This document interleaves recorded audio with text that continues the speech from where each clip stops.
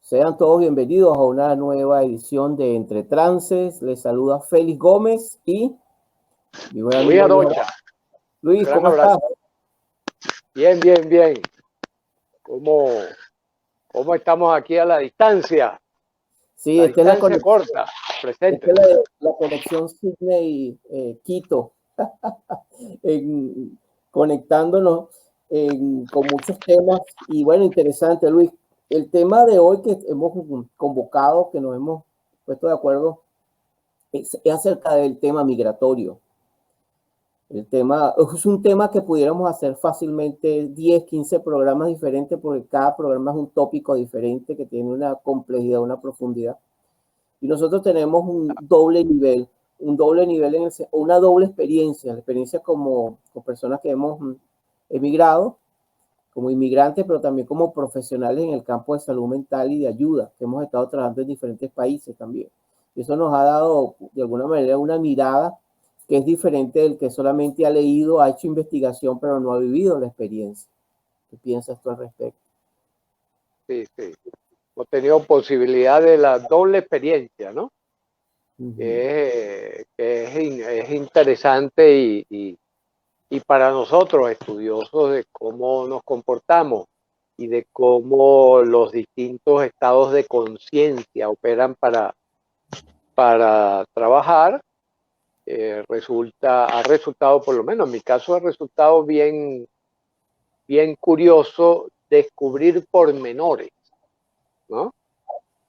Pormenores, porque quizás una de las preguntas que siempre me hacía, yo viví 66 años en el mismo país, ¿no? Con algunas salidas, pero salidas muy temporales, ¿no? Y siempre llevando encima como el estilo de proceder, ¿no? Y una de las cosas que siempre me preguntaba cuando estaba en Venezuela era, oye, ¿por qué se forman estos grupos? ¿Por qué se forman asociaciones, ¿no? Como el Hogar Canario, la Casa Italia, y uno decía, bueno, y esta gente parece que nunca hubiera salido del país, ¿no? Porque uno de muchacho, ¿no? También criticaba, ¿no? Venezuela fue un país que recibió muchos inmigrantes durante varias décadas, ¿no? Y, por ejemplo, llegaban los italianos, llegaban los españoles, llegaban los portugueses, y uno veía que mantenían un estilo de vida, una cultura, un proceder. Uno le decía, pero bueno, ¿y cuándo vas a aprender, no? ¿Cuándo vas a aprender? Es algo así como que vivimos en trance, ¿no? Y ese vivir en trance hace que uno viva más en función de lo que tiene por dentro que lo que tiene por fuera. Feli, nosotros en Neurocodex, siguiendo un poco, en este caso, los descubrimientos de Freud, ¿no? Podemos constatar todos los días cómo cada persona tiene una triple toma de decisiones. Decisiones completamente automáticas, decisiones inconscientes y decisiones conscientes, ¿no? Un poco como quizás hacemos esa taxonomía o esa clasificación distinta de como la propuso Freud, de consciente, inconsciente, preconsciente, ¿no? O de super yo, ello, ¿no? Porque nos centramos en cómo las personas toman las decisiones que tomamos. Cómo es que nosotros como seres humanos llevamos a cabo todo lo que hacemos, que va desde la manera como percibimos, la manera como sentimos, la manera como pensamos, la manera como actuamos y la manera como interactuamos, como 4 grandes categorías. Y un poco con ese foco, yo he estado en estos 6 años que llevo acá, he estado como metiendo la lupa de esas distinciones minúsculas, por ejemplo, en la velocidad con que hablamos, el ritmo que le ponemos a la voz, Sí, dónde ponemos la vista. Mm. Y dándome cuenta que eso está impregnado de localidad.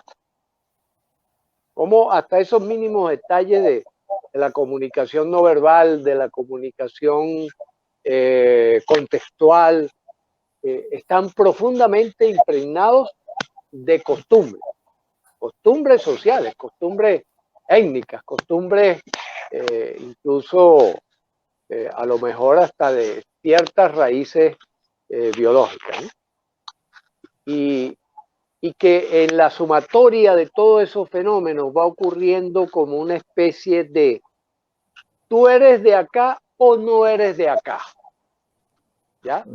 Yo soy de donde vengo o no soy de donde vengo. Comienzan a surgir un montón de preguntas porque, bueno, para ponerlo un poco más gráficamente, por ejemplo, al comienzo, cuando yo llegaba y tomaba un taxi, no habían pasado 2 minutos cuando el taxista me decía, usted no es de acá.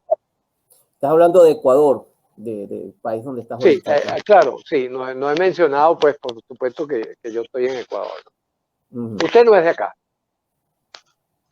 Y yo, bueno, sí, la pregunta, te confieso, al comienzo me molestaba. No, porque un poco como, bueno, pero déjame llegar. Déjame, porque yo buscaba adaptarme lo más rápidamente posible, ¿no? Como estudioso del alma humana y como estudioso de la comunicación humana, mi pretensión era, me voy a adaptar rápidamente porque voy a detectar las pistas no verbales y las pistas verbales y contextuales que se necesitan para que yo pase por ecuatoriano lo antes posible. Sí. Bueno, Félix, a lo largo de los años he tenido que bajar esa pretensión, ser más humilde y decir, sí, wow, las diferencias son muchísimas. Las diferencias son detectadas inmediatamente de manera inconsciente y automática por los comunicantes, y eso es una situación que si uno no la maneja con muchísima astucia y muchísima inteligencia, se convierte en un bloqueo.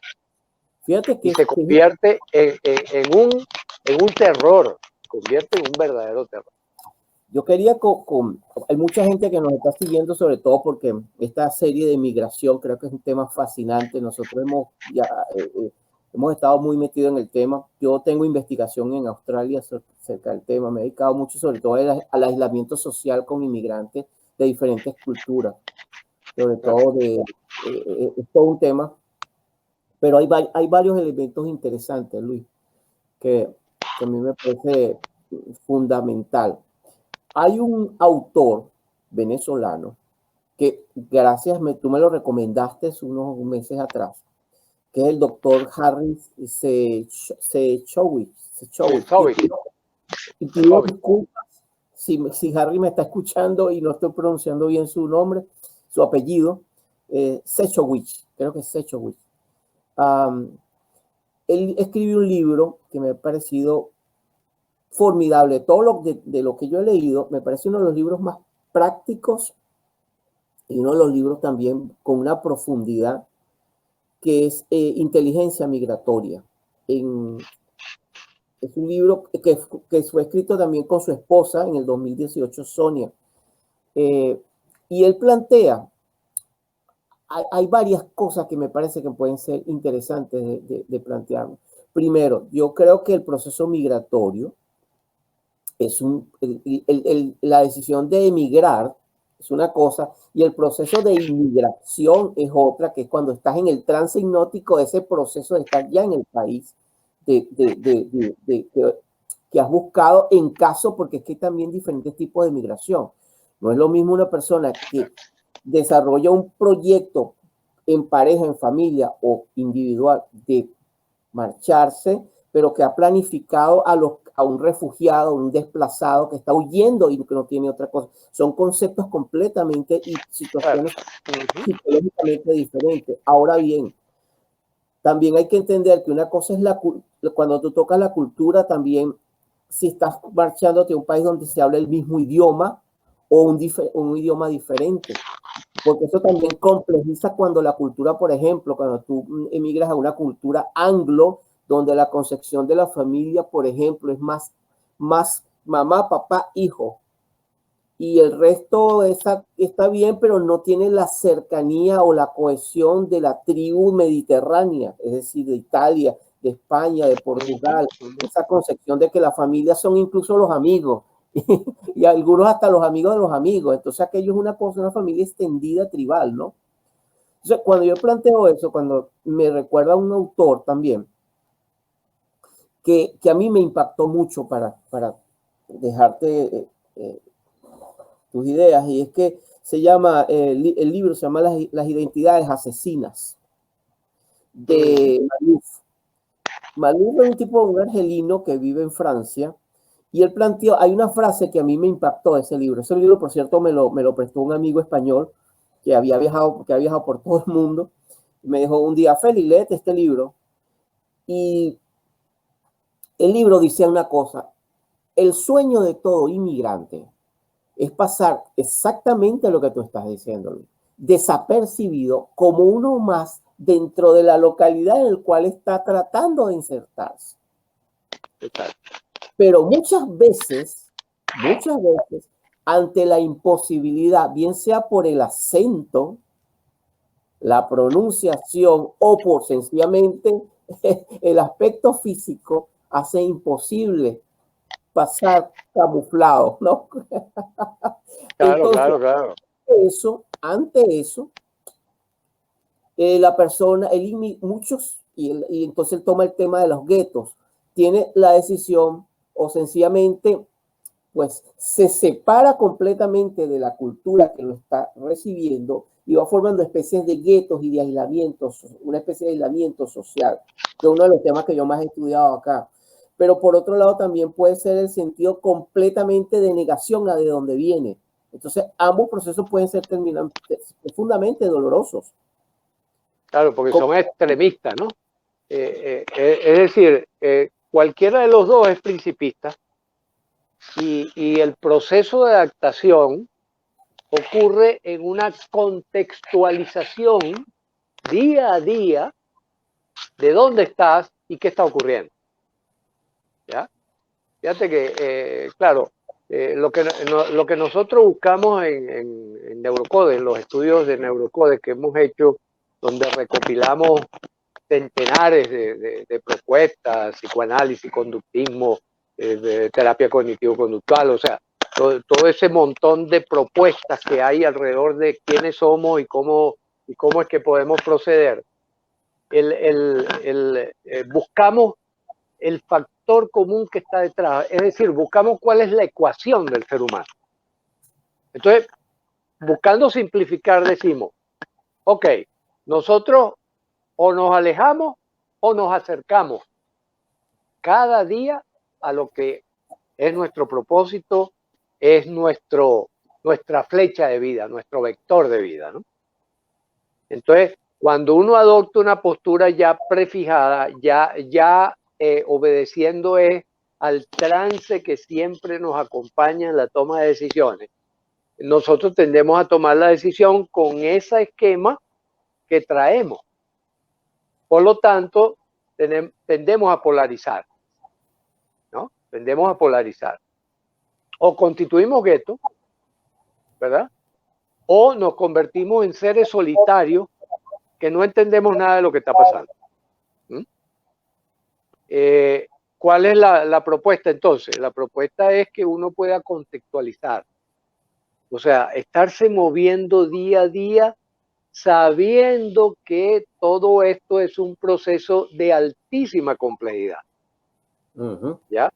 Y bueno, ahí lo que queda es utilizar todas las herramientas psicológicas, herramientas que he mencionado, por ejemplo, herramientas perceptivas, mentales cognitivas, mentales afectivas, instrumentos que uno tenga a mano que pueda poner en marcha para salvar ese desnivel en el piso que ocurre cuando hace el cambio. Tanto si vienes porque has seleccionado, como si vienes huyendo, ¿no? Claro. Fíjate que eso es interesante lo que tú mencionas, porque eso es parte del contexto particular que acompaña a cada uno. ¿Cuál contexto nos está acompañando? Nos acompaña el contexto de que estamos huyendo, nos acompaña el contexto de que llegamos al sitio que hablamos el mismo idioma, más no los mismos modismos, las mismas palabras, ¿ya? Ese tipo de cosas que también inevitablemente van a ocurrir, ¿no? No llamamos igual a cada cosa según la región, sino que hay sectorización también en eso.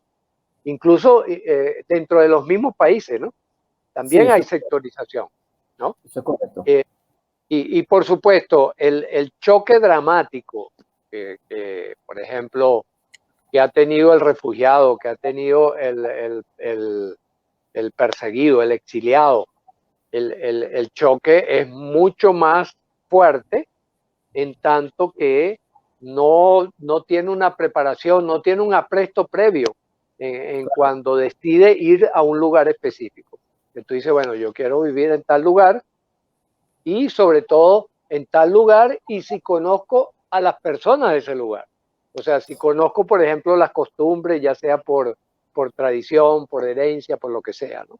Entonces, todos estos factores tenemos que irlos desnudando, Félix, tenemos que irlos deshilachando, ¿no?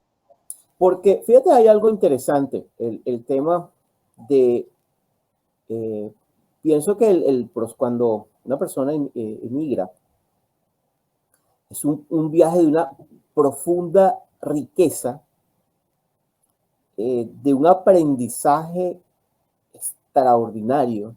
Creo que se acerca mucho a lo que planteaba en los 50 Carl Jung con el proceso de individuación.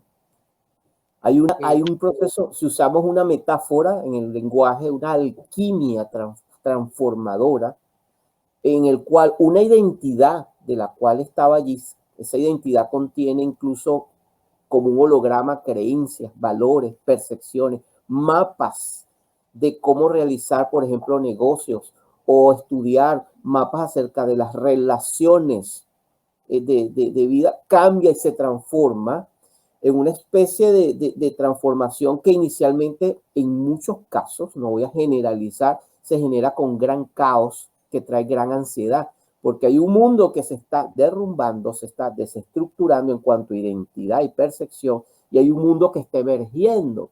Yo le escuché, por ejemplo, Luis, y esto me pareció fascinante, lo comparto con esa apertura que tanto a ti y a mí siempre nos acompaña. Yo, por ejemplo, yo recuerdo, para mí fue muy importante una conversación que yo tuve con Stephen Gilligan, precisamente en un Transcamp que él dio hace 10 años atrás, ¿no? 12 años atrás acá en Sydney. Yo en ese momento, yo estaba en un proceso muy complejo, porque realmente con toda la situación tan difícil que hemos vivido en 22 años los venezolanos, que no es de crisis humanitaria, es de genocidio, y eso ya es otro tema, pero en fin, finalmente es muy complejo emocionalmente procesar esas emociones. Y estaba en una cultura como la que me encuentro, que es una cultura con una complejidad, con unas reglas que implica años para poder entender esto. Es como el idioma. Tú necesitas mucho tiempo para empezar a tener cierto comando, ¿no? Pero hay una cosa que me gustaría compartir contigo, y eso a mí me ayudó mucho en este proceso. Decía, hay una parte tuya, ¿no? Hay una parte tuya que tiene 35 años. Y esa parte tuya es venezolana.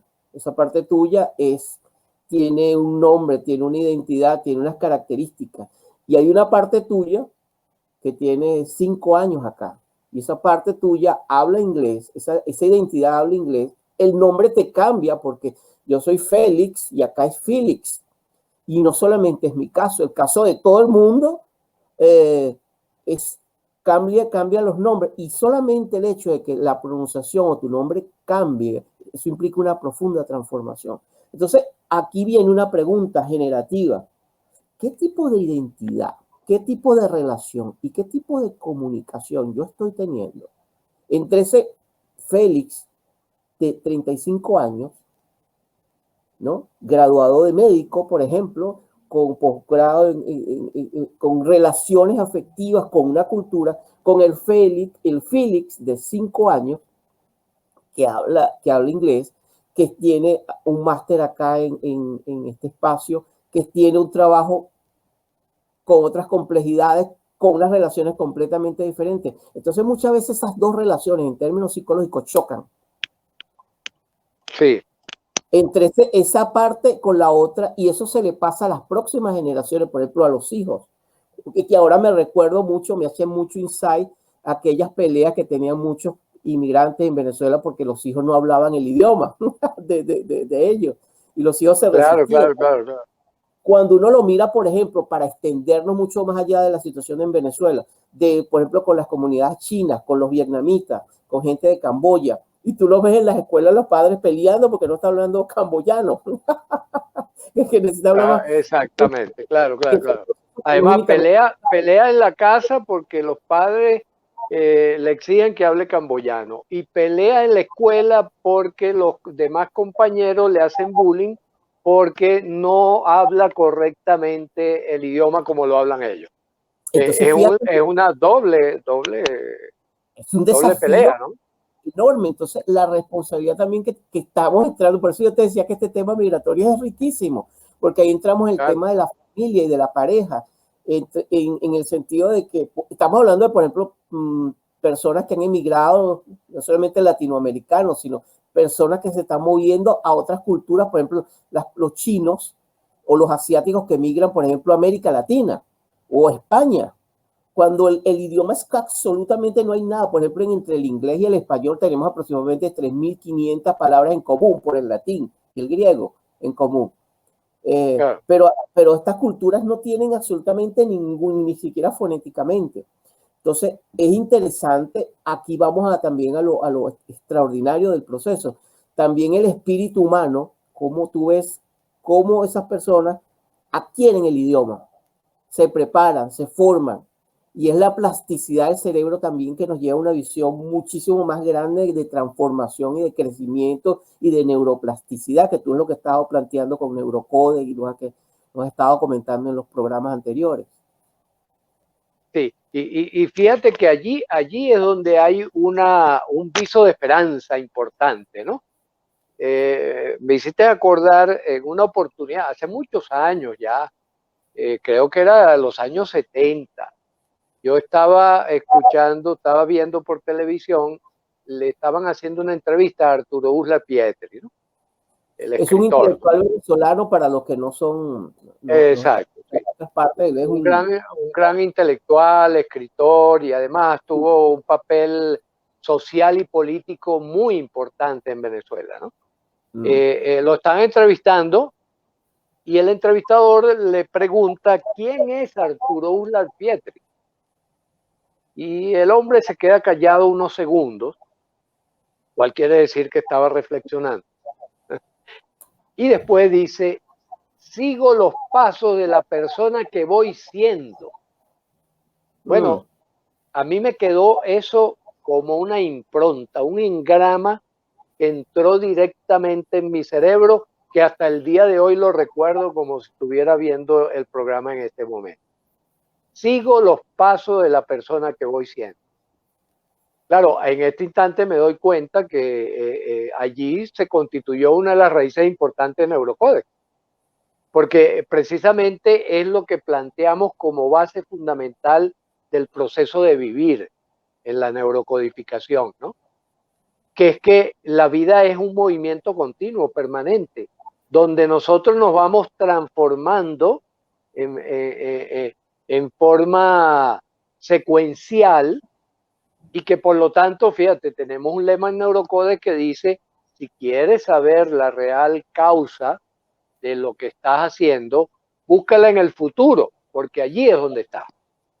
Es decir, es en los propósitos de desarrollo, es en los propósitos de legado donde está la fuerza mayor de nuestras posibilidades como seres humanos. Si eso nos pone en el trance, por ejemplo, y fíjate, nos pone en el trance de migrar, por supuesto, hacia allá tenemos que apuntar. Bueno, he tomado esta decisión de migrar bajo qué estilo y con qué propósito, ¿no? Exactamente. Por ejemplo, yo le decía, yo no fui de los primeros que migró. Yo tardé un poco en migrar porque estaba esperando un momento de quiebre, aunque sabía que eso iba a ocurrir, pero estaba esperando un momento de quiebre como para que justificar un cambio tan radical, ¿no? Pero mucha gente iba a mi consultorio con esa pregunta, con ese interrogante, con ese objetivo: doctor, ayúdeme a tomar la decisión de que me voy. Y yo le decía, recuerda algo, te vas huyendo, no te vas porque elegiste voluntariamente irte. Entonces tu migración tiene un apellido, tu migración tiene el apellido de que, bueno, vamos a ver dónde caemos, en qué parte del rosal, caemos arriba de la rosa o caemos arriba de la espina. Y eso me parece que es una guía muy importante para todos los que nos están viendo y escuchando, donde yo sé que hay muchas personas en migración, ¿verdad? En ese sentido. Saber que por lo menos esa migración masiva que se produjo en nuestro país es una migración que es de huida, no es de búsqueda, ¿ya? Y que eso por lo tanto le otorga un carácter más duro, más fuerte, con el cual hay que aprender a vincularse, aprender a lidiar. Fíjate que hay un aspecto, porque se está dando ahorita un fenómeno muy complejo en América Latina, y lo vamos a ver nosotros, lo vamos a ver muy pronto, de movilizaciones de personas por la situación que está afectando en todo el continente en cuanto a situaciones geopolíticas, etcétera. El tópico de entre trance no es geopolítico, pero inevitablemente estamos dentro del contexto que toca. Quiere decir que, por ejemplo, ya en Australia ya hay jóvenes españoles emigrando acá. Hay jóvenes españoles, argentinos, jóvenes, parejas, familias, por ejemplo, de Chile emigrando, de México, pero también se está viendo de Suecia, de países nórdicos, donde hay situaciones tremendamente complejas, que no se dice en la media, pero eso es otro tema. Claro. Más allá de eso, lo interesante es que cuando tú conversas con muchas de estas personas que uno encuentra en el camino, exactamente tú te das cuenta de algo, cómo las creencias y los valores definen y determinan las decisiones, incluso a los países en los cuales se busca emigrar. Y eso es clave, porque una de las cosas fundacionales que yo me he encontrado es que emigrar es una decisión, no una solución. Tú cambias un tipo de problemas y de complejidades por otras. Y donde no hay una migración exitosa sin una transformación personal. Exacto. Creo que has recogido, en esa palabra has recogido la esencia de lo que estamos planteando, ¿no? Exacto. Sí, se necesita una transformación personal. Sin esa transformación, ¿qué implica transformación personal en términos muy concretos, Luis? Mira, sencillamente que las cosas que tú hacías en casa ya no funcionan en otro lugar. Estás en otra casa, estás en otro lugar que no es tu casa, que implica un alto nivel de flexibilidad, de paciencia, de resiliencia, creatividad y yo creo en mucho sentido del humor. Sí, exacto, claro. Sí. Para darle un reencuadre. Fíjate que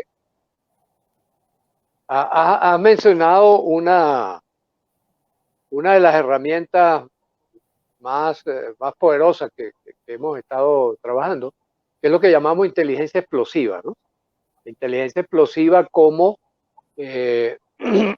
como una síntesis de C4, de 4C, que son fundamentales para uno elevar su funcionamiento intelectual, su capacidad resolutiva, ¿no? Que es colectividad, o sea, hay que pertenecer a un colectivo, hay que escuchar a los demás, hay que incorporar lo que otras personas nos dicen. Conectivo en el sentido de que cómo vamos conectando las cosas. Por ejemplo, tú mencionabas lo geopolítico. Lo geopolítico, por supuesto, está íntimamente ligado con lo psicológico, ¿no? La creatividad, que es esa generación de ideas, generación de posibilidades de toma de decisiones, y la contextualización, ¿ya? Y dentro de la creatividad podemos incluir el aspecto de manejar las cosas con humor.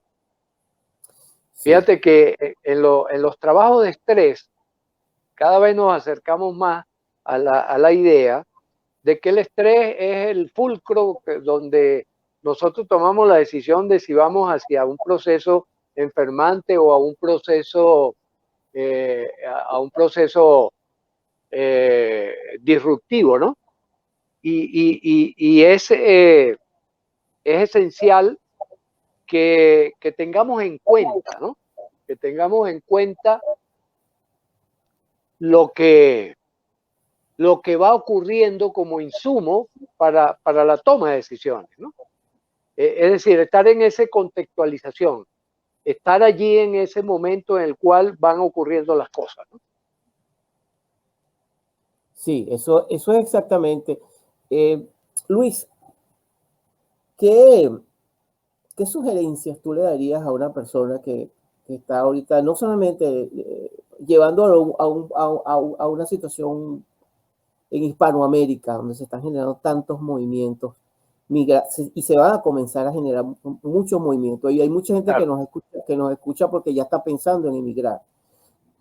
Desde esa perspectiva, tú como que has atravesado todo este proceso, ¿qué sugerencias tú le darías a las personas que están buscando emigrar en este momento? No solamente en Venezuela, en el resto del continente. Claro, claro.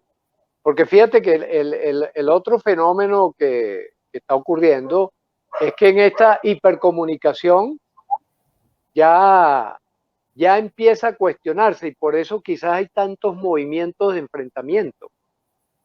¿Por qué? Porque ya la casa es una sola. Ya no podemos evitar el hecho de que esas diferencias marcadas que existían por regionalismo no pueden continuar más. O sea, ya el mundo es la casa. ¿Ya? Entonces, esos ajustes, esas migraciones, esos cambios, son simplemente desplazamientos dentro de nuestra propia casa. Pero una casa donde todavía estamos en una torre de Babel, es decir, donde todavía cada uno tiene sus costumbres, tiene sus trances instalados para proceder de una manera específica y creer que esa es la manera. Por lo tanto, tiene que venir un proceso de intercambio profundo, un proceso de observación. ¿Qué le diría yo a la persona? En primer lugar, observe al otro no como un extraño, sino como un diferente con el cual usted va a tener que convivir de ahora en adelante, ¿ya? Y que por lo tanto ambos tenemos que aprender una nueva manera de percibir, una nueva manera de sentir, una nueva manera de pensar, una nueva manera de actuar, una nueva manera de relacionarnos, que sea producto del encuentro y no de lo que cada uno trae.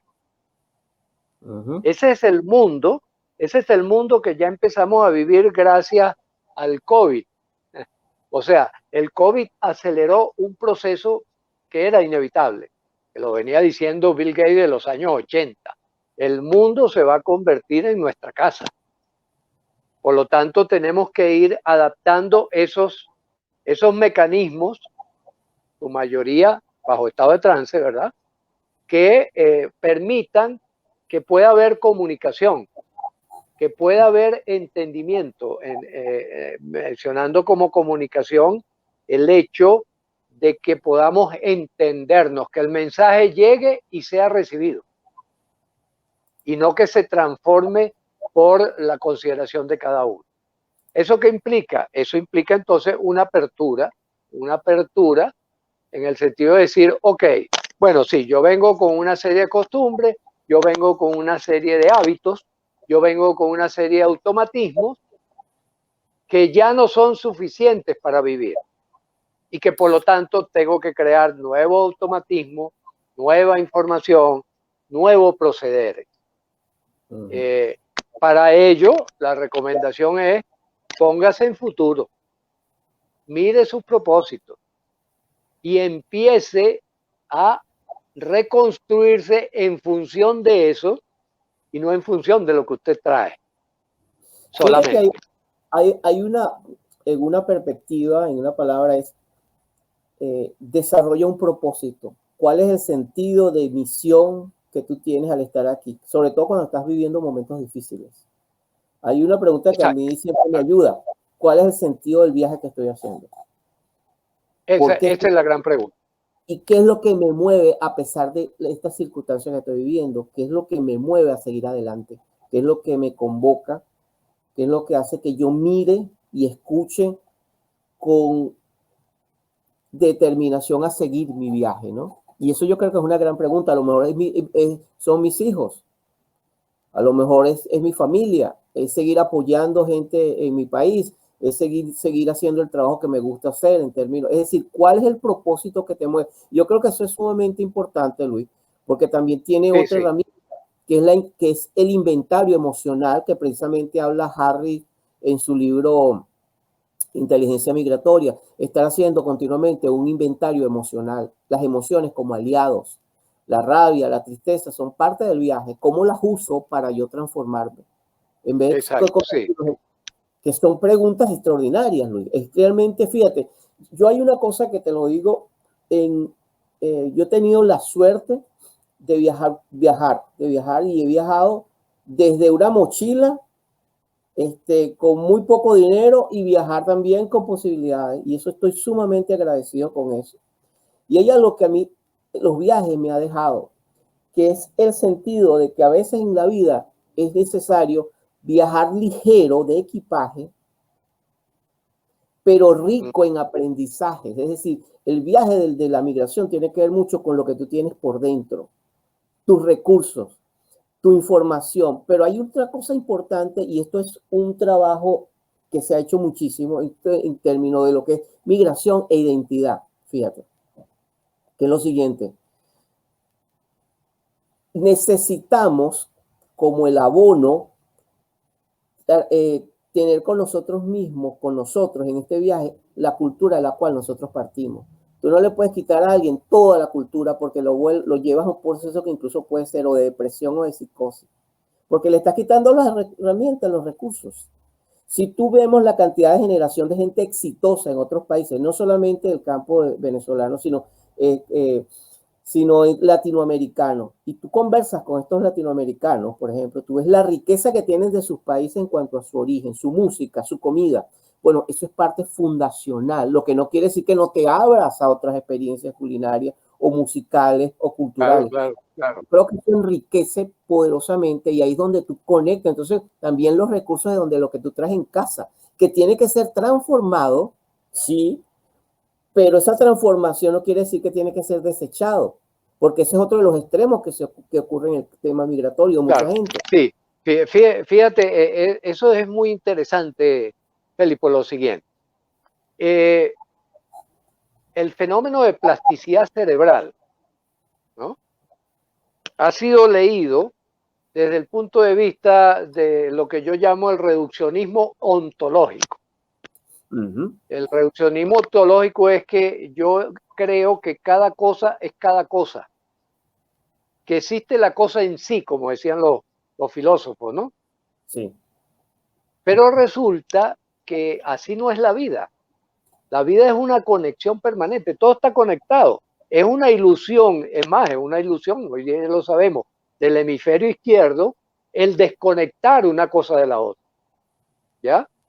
Es una ilusión creada por nuestro hemisferio izquierdo. Por lo tanto, cuando uno dice plasticidad cerebral, ¿qué es lo que está diciendo? Que yo aprendo continuamente y que además memorizo aprendizajes anteriores, los cuales puedo enriquecer y amplificar, como tú estás diciendo, por ejemplo, cuando se dio a conocer el joropo en el mundo, en Europa, cuando empezaron a darse conciertos de joropo en las grandes, ¿cómo se llama? En los grandes teatros, la gente se sorprendió muy agradablemente porque decía, esta es una música totalmente diferente a la música clásica, pero que contiene la misma riqueza. ¿Ya?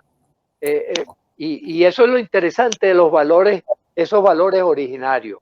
Esos valores originarios tienen su historia, tienen su sentido afectivo que conecta con uno, pero que también necesita desarrollarse.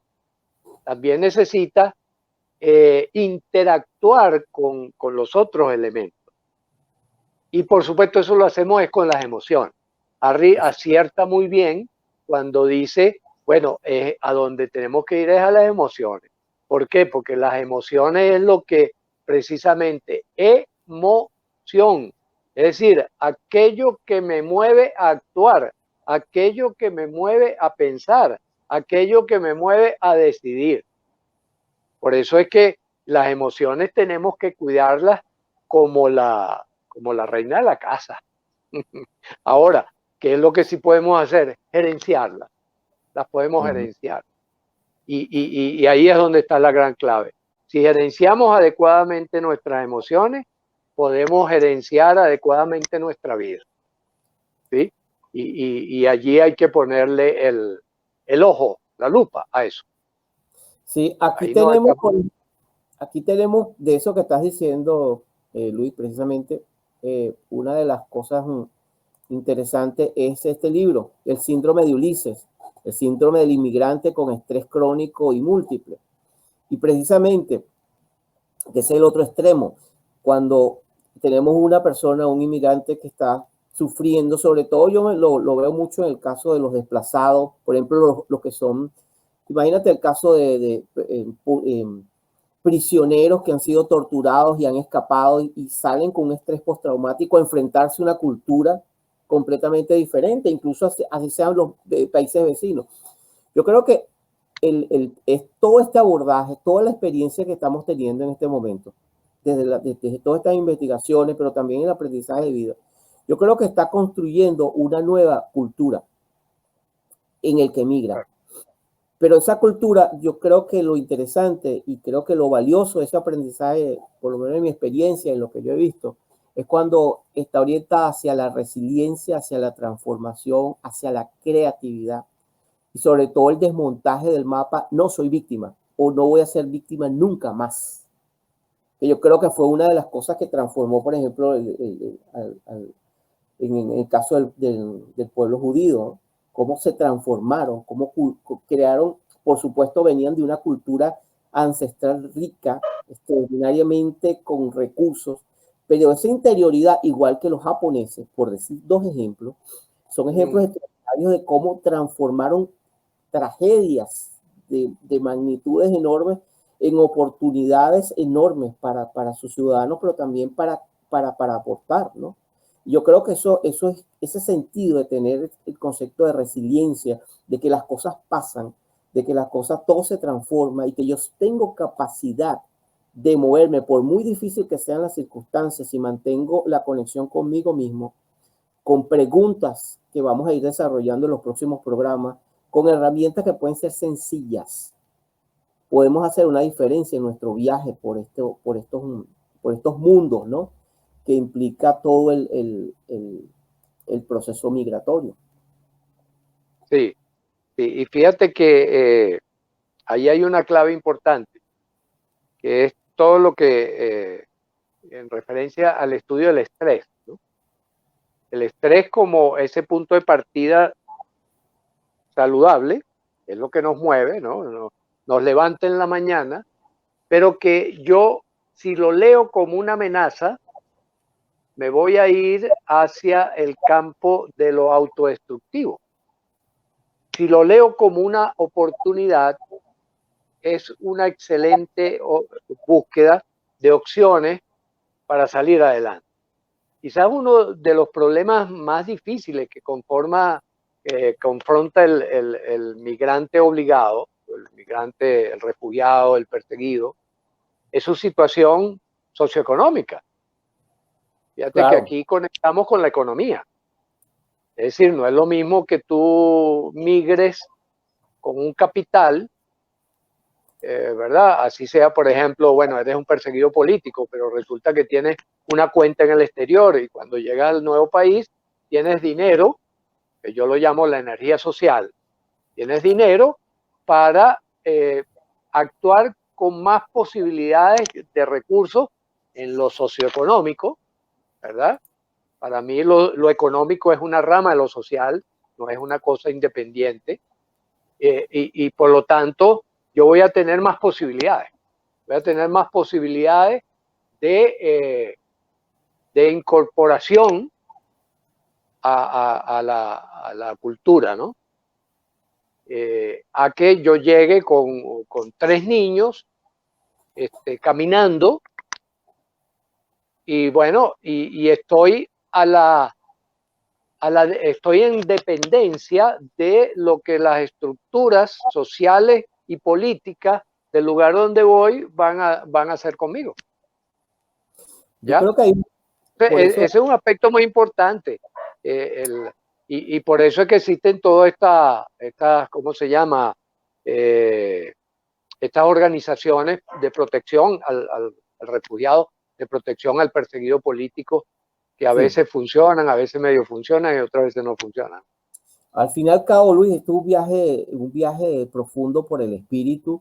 Mira, acuérdate que también, porque cuando estamos hablando de tema migratorio, por eso digo, pudiéramos hacer 10, 15 programas diferentes con lo que está ocurriendo y con lo que está pasando, porque es un proceso como la vida misma, continuo. La danza hipnótica de la pareja en la migración. ¿Qué pasa con las parejas? La transformación, el cambio de roles, el tema de la salud, el tema de la familia, cómo las familias cambian, se transforman, algunas se desintegran, algunas se integran, algunas se consolidan, otras se separan. Es decir, lo mismo pasa en términos de las relaciones. Es decir, yo creo que es una experiencia formidable el tema migratorio que implica tomarlo muy seriamente. Es decir, si una persona decide emigrar, debe entender que es una experiencia sumamente seria. Una cosa es ser turista y otra cosa es ser inmigrante. El inmigrante trabaja, tiene que pagar tax, impuestos, estar en un contexto que donde la luna de miel desaparece y viene la realidad. Es como el matrimonio y el noviazgo. Exacto. Perfecta.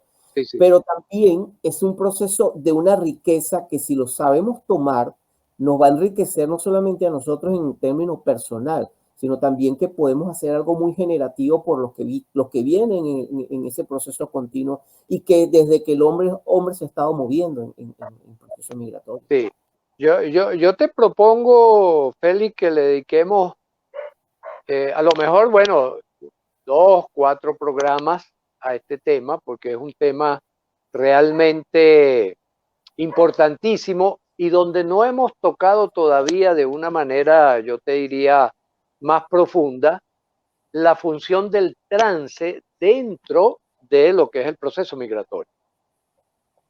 Sí, porque bueno, buena parte de nuestra vida transcurre en trance y por eso el nombre de este programa, ¿no? Bueno, fíjate, el más trance, del 90% de nuestra vida transcurre en trance y por lo tanto sí. Los procesos migratorios tienen que ver con trances profundos. Hay personas que les tarda 3, 4 años salir del trance del shock cultural. Exactamente. Por ejemplo, el trance del desmontaje de creencias. La creencia yo no puedo.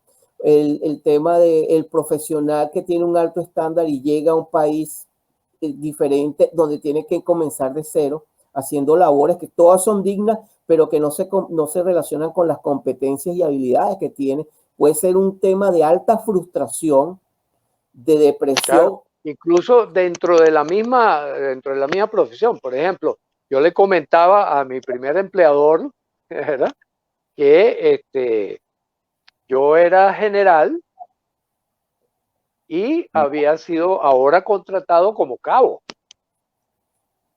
Y que indudablemente eso no solo que es un impacto, sino yo le decía a él, también es una sensación de subutilización con respecto al potencial que uno tiene, ¿no? Uh-huh. Y tuve que ir ascendiendo como progresivamente, de cabo a subteniente, etcétera, etcétera, ¿no? Y eso es otra parte de la cosa, que no el que hagas otro oficio, sino que dentro del mismo oficio, y también lo he conversado con médicos de distintas especialidades, como por ejemplo ellos sienten también eso, que bajan de graduación, ¿no? Profesores universitarios, por ejemplo, que están trabajando, atendiendo como fuerza de choque, cuando tuvieron toda una vida donde fueron pasando por unas experiencias cada vez superiores que hace que tengan otra visión del asunto, ¿no? Nos escribe Tamara, es importante desde qué óptica ver la inmigración. Yo lo veo como una aventura y me la gozo. Qué extraordinario, ¿no? Gracias, Tamara. Qué extraordinario. Es también precisamente lo que estamos hablando, Luis, lo que estás hablando del trance. ¿Qué tipo de creencias? Porque los trances los sustentan creencias. ¿Qué tipo de creencias yo llevo en la vida? La vida es un viaje, el proceso es un claro, es una aventura. Sí, y lo subo. incluso yo le digo a las personas, yo lo digo así, como lo acaba de decir Tamara, yo le digo a las personas, mire, asuma la vida como una aventura donde usted vino a jugar, a divertirse, a aprender, y cuando las cosas se pongan tan difíciles que usted sienta que está contra la pared, hágase una pregunta: ¿cuánto va a durar y cómo acorto yo esto que está ocurriendo? Esa pregunta es la pregunta, digamos, es la barajita debajo de la manga cuando las cosas se ponen extremadamente difíciles para la diversión del juego de la vida, que creo que la vida está para eso.